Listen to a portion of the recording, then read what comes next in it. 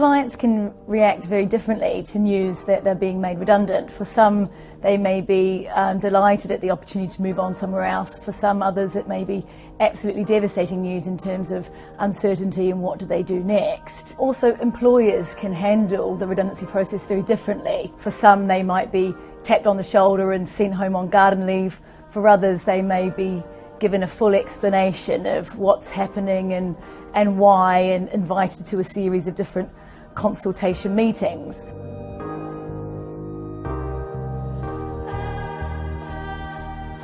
Whatever the approach that your employer takes or the reaction that you have, it can be very powerful to take legal advice at a very early stage of a redundancy consultation process, because you need to understand what it is that you're going in with, and that's, I think, where a lawyer can add real value. I mean, it could result in zeros to your compensation package, then it can assist you to take back some of the control in what may seem like an uncertain period of time.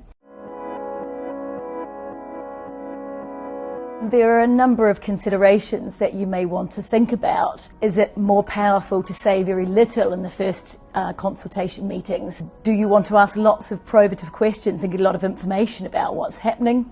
Do you want to lay all your cards on the table? Do you want to keep them close to your chest?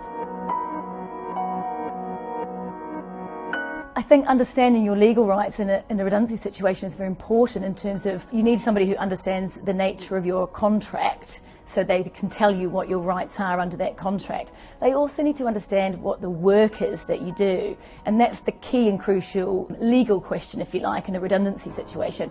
Anybody can say we're making you redundant, but you're only redundant if the work that you do is diminished or going elsewhere.